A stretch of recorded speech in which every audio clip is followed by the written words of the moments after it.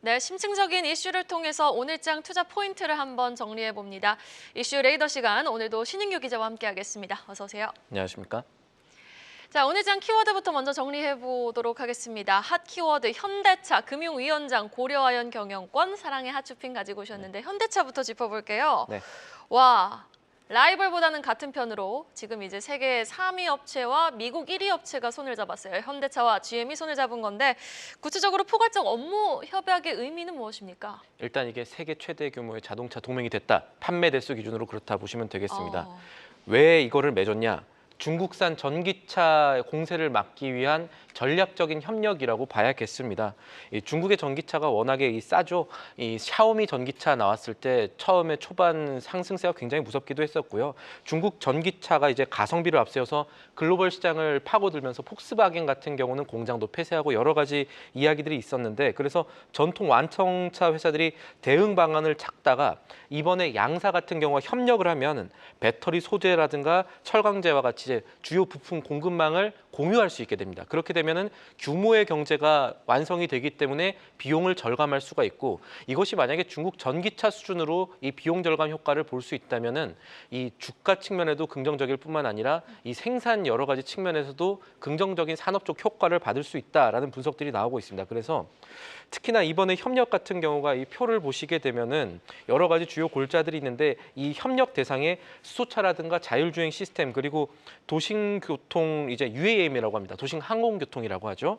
미래 모빌리티 분야가 포함됐다는 점에서 이제 동맹의 이 규모라든가 파급력이 더 커질 수 있다는 관측이 나오는데 현대차가 최근에 전기차는 정말 잘 만들긴 하거든요. 아이오닉 5 같은 경우는 굉장히 호평받고 있습니다. 그래서 전기차 수요 둔화, 캐즈미랄 위기는 이런 완성차 간 협력으로 극복할 수 있을지 살펴봐야 될 것 같고 협력 내용들을 조금 더 자세히 살펴보면 이런 분석에 힘이 실리는데 이번에 이 내용대로라면 아까 이 표를 보신 내용대로라면 쉽게 말하면은 미국의 GM 공장에서 한국 현대차의 산타페 뭐 이런 현대차의 브랜드들이 생산이 될 수 있다. GM 공장에서 이런 것들을 생각해 볼 수가 있고요. 유럽에서도 생산이 가능한 거예요. 맞습니다.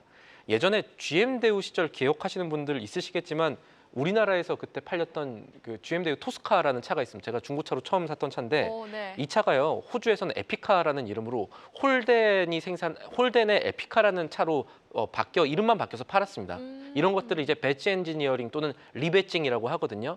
그러니까 똑같은 차종을 브랜드만 바꿔서 생산은 같이 하되 브랜드만 바꿔서 여기도 팔고 저기도 팔고 하는 전략들을 이게 맺게 됩니다. 그렇게 되면은 역시도 이제 생산 측면에서 비용 절감이라든가 생산비 절감의 효과를 가져올 수가 있는 거죠. 그래서 이런 측면에서 큰 틀에서 중국을 막기 위한 거대 동맹이 하나 생겼다라는 점 살펴봐야 되고 또 하나는 이 현대차와 함께 같이 가는 곳 있죠. 기아입니다. 기아도 이번 동맹에 추후 합류할 가능성 역시도 따져볼 부분입니다. 알겠습니다. 밤사이에 GM의 주가는 3% 넘게 올랐고 전날 현대차 기아도 상승 마감에 성공을 했는데 반등의 지속성이 오늘까지 이어질 수 있을지 여부 한번 지켜보도록 그렇죠. 오늘 하겠습니다. 장 후에 나왔던 얘기니까요. 맞아요. 자, 과연 상승 탄력을 계속 이어갈 수 있을지 여부 주가 흐름도 주시해 보셔야겠고요. 다음 키워드 살펴보도록 하겠습니다.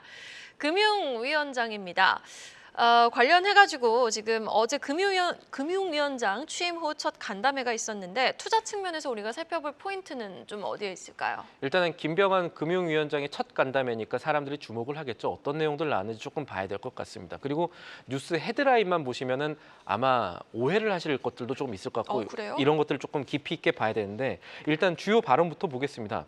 김병환 금융위원장이 이번 간담회에서 가계대출 규제 효과가 있었다라고 얘기를 했습니다. 8월 대비 가계대출의 증가폭이 반감됐다, 반으로 줄었다라고 얘기를 했죠. 그래서 많은 이 언론이라든가 뉴스에서 이 부분들이 이제 메인으로 제목이 따서 나갔습니다. 그리고 공매도는 내년 3월 말 재개 목표라고 한 거는 투자자분들은 대충 알고 계실 내용이니까 넘어가고 그리고 또 하나 봐야 될 게 제사인터넷 전문은행의 인가 기준이 11월 마련될 것이다라는 얘기였는데 아마 지금 우리 시장에는 두 가지가 중요할 것 같습니다. 이 주요 발언 중에 가계대출 규제 효과 있었다. 그리고 제사인터넷 전문은행에 대해서 어떤 가이드라인이라든가 이 일정들이 났다라는 건데 일단 대출 규제 효과부터 보겠습니다. 아까 말씀드렸던 것처럼 뉴스 헤드라인에는 가계대출 증가세 꺾였다. 일가주를 이뤘지만 사실은 금융위원장이 설명한 대로라면요. 우리나라 가계빚 아직도 안심할 수가 없는 상황입니다. 왜냐하면 정확한 내용은 이거였습니다. 9월 들어서 5영업일 그러니까 5영업일 기준으로 가계부채가 1조 1천억 원 늘었는데 이게 8월에 비교해서 같은 기간 비교해서 절반 수준으로 늘었다는 겁니다. 그런데 이 기준이 되는 8월 가계대출 증가폭이 역대 최대였습니다. 한 달 동안 10조 가까이 늘었지 않습니까? 그렇게 늘었어요. 그렇습니다. 오, 그래프 보이네요, 지금. 네. 맞습니다. 표를 보시면 이제 9월 가계대출 증가는 만약에 8월의 절반 수준이라면은 2분기 수준은 될 것이다라고 짐작을 해볼 수가 있겠죠. 그러니까 이 정도라면 우리나라 사람들의 빚이 늘어나는 절대 속도가 여전히 느리다고는 말하기 어려운 상황입니다. 이런 상황에서 살펴볼 게 같은 날 한은에서 발표했던 9월 통화정책 신용보고서 설명입니다. 이때 어떤 얘기 나왔냐면요. 만약 연내 기준금리 인하를 하게 된다면 정부 정책이 효과를 분명히 내는 상황에서 하게 될 거라고 밝혔습니다. 물론 지금 가계빚 대출 속도가 줄어든 효과는 있었지만 절대량이 계속해서 한 달에 5조씩 4조씩 늘어나는 상황이라면 지금 속도가 정부 정책이 효과를 내고 있다라고 하느니 볼 수 있느냐? 이거 단언하기 어렵다는 분석들이 이 FX 그러니까 환 보는 분들 사이에서 조금 나오고 있고요. 그리고 그렇게 되면은 한국의 10월 금리 인하론이 지금 아마 중론인데 여기서 변수가 아직까지는 가계대출 상승세가 될 수 있다라는 거 살펴보셔야 될 것 같고 또 하나는 이제 두 번째로 봐야 될 게 제사 인뱅 인터넷 전문 은행이라고 합니다. 이거 관련주 흐름 지켜봐야 될 것 같아요. 이제 토스뱅크.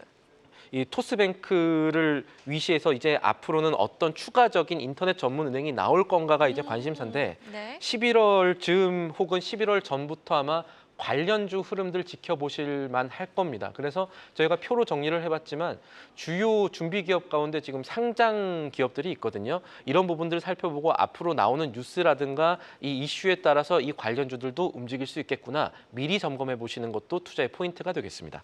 네, 더존뱅크, 한국소호은행, 유뱅크 같은 관련주들 저희가 쫙 정리해드렸으니까요. 한번 주가 움직임 계속해서 우리 하반기, 중장기적으로 좀 지켜볼 만한 모습인 것 같습니다.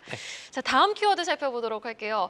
선을 서로 넘더니 결국 이 사태가 발생을 했습니다. 영풍과 MBK 파트너스가 함께 고려아연을 긴급 공개 매수하면서 지금 관련 고려아연에서 주가 추이가 또 어떻게 움직임이 보일지 여부에 관심사가 쏠리고 있는데 투자 측면에서 어떤 의미가 있는 뉴스입니까? 단기적으로는 이 공개 매수가를 보면은 주가가 오를 가능성이 높다라고 볼 수는 있을 것 같아요. 공개 매수가가 얼마인가요? 66만 원이거든요. 네. 공개 매수가 66만 원인데 지금 이 회사 고려아연 같은 경우는 55만 원, 50만 원대에서 움직였던 기업이에요. 그리고 그동안에는 이게 이 경영권 분쟁 측면에서 원래는 영풍과 고려아연이 동업을 했다가 이렇게 찢어지게 된 거고 이런 경영권 분쟁에서 고려아연이 우위를 점했다, 이겼다. 특히나 설인 상사라는 이 트레이딩 관련 상사를 보면서 고려아연이 이겼다는 얘기가 나왔는데 영풍이 칼을 갈았습니다. 우리나라 최대 사모펀드 MBK 파트너스와 손을 잡고 이 8조 원 정도 아마 드릴 것 같아요.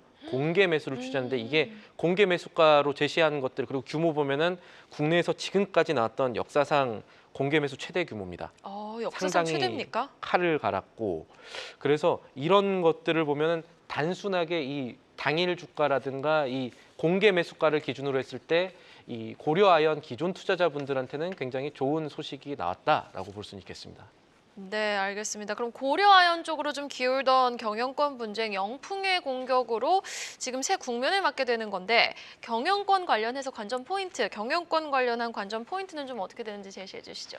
영풍이요. 지금 고려아연과 이 경영권 분쟁을 벌이면서 마음이 많이 상했나 봅니다. 이번에 MBK 파트너스에 내준 조건들 보면은 자기네 지분도 이용하고 여러 가지를 해서 결국 경영권을 가지고 오면 MBK 파트너스가 고려아연 경영도 할 수 있게 해주겠다라는 정도의 큰 제안을 한 것 같습니다. 그래서 지금 현재 영풍 측이 미리 확보한 고려아연 정도 지분이 33% 수준이 됩니다.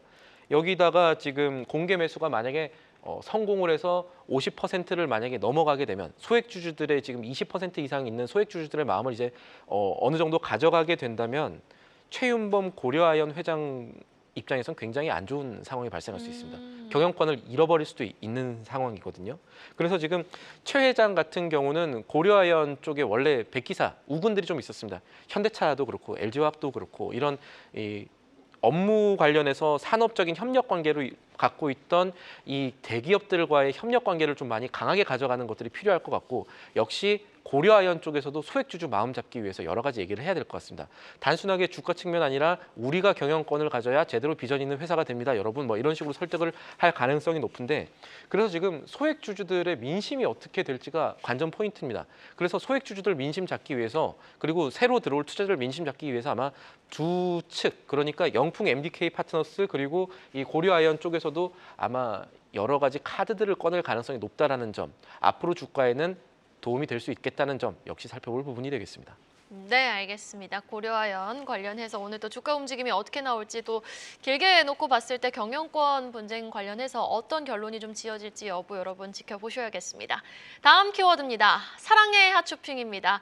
역시나 이제 추석 연휴 전에 이제 네. 가족들이 모두 모여서 우리 아이들도 오랜만에 좀 보고 용돈도 주고 하는 이제 자리가 또 펼쳐질 텐데 사랑의 하추핑이 등골 브레이커로 유명하잖아요.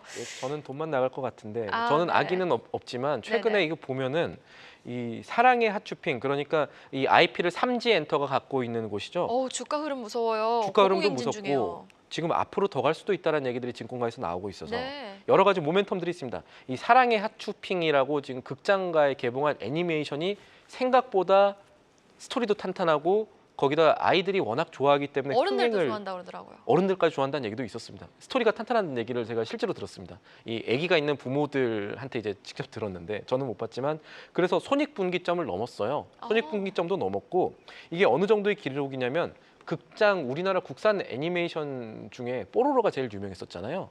뽀로로 극장판이 2013년에 93만 명 정도를 동원했었습니다. 이거 지금 뛰어넘었고 어머. 이번에 이제 추석 이후에 추석이 이제 워낙에 대목이니까 이때는 사랑의 핫쇼핑이 극장가에서 100만 명 이상을 동원할 수 있다라는 얘기들이 지금 나오고 있습니다. 그래서 핫쇼핑 IP를 보유하고 있는 삼지엔터의 주가는 계속해서 상승세인데 추가로 살펴볼 게 증권가에서 보는 건 두 가지입니다. 하나는 중국 모멘텀이에요. 이 사랑의 핫쇼핑이 이제 좋다 보니까 중국에도 개봉을 한답니다. 근데 중국에 개봉하는 시점이 9월 15일부터 개봉을 하게 되는데 이때부터 10월에 있는 중국의 이제 국경절, 우리나라의 추석 같은 춘절까지 이어지게 된다면 역시나 꽤 효과가 있지 않을까라는 점들 생각해 볼 수가 있을 것 같고 우리나라보다 중국 인구가 많기 때문에 100만 넘지 않을까라고 점치는 극장뿐만 아니라 저 증권가 사람들이 꽤 있는 것 같습니다. 그리고 특히나 지금 아직까지 살펴봐야 될 거는 삼지엔터가 실적 측면에서는 아직 턴어라운드를 못했습니다. 3분기까지는 실적이 영업이익이 손실이 날 가능성이 높습니다. 그런데 4분기에는 지금 정도의 추세라면 연내 턴어라운드도 가능할 수 있겠다. 원래는 내년 턴어라운드 얘기했었는데 연내 턴어라운드 가능할 수 있을지도 살펴본다라는 내용이 신한투자증권을 포함해서 여러 가지 증권가에서 나오고 있다는 점 역시 참고해 보시면 하겠습니다. 사랑의 하추핑 캐릭터가 이제 핑자 돌림이잖아요. 네. 나올 때부터 이제 뭐 중국을 겨냥한 것이다라는 이야기도 있었는데 네, 해수핑 뭐 이렇게. 예. 해수핑, 인규핑 예. 관련해서 또 중국 진출 모멘텀이 어떻게 작용을 하는지 여부 지켜보셔야겠습니다. 지금까지 신인규 기자와 함께했습니다. 말씀 고맙습니다. 계속해서 다양한 경제 이슈를 알고 싶다면 구독과 좋아요, 알림 설정 부탁드립니다. AI 캐스터 권미정이었습니다.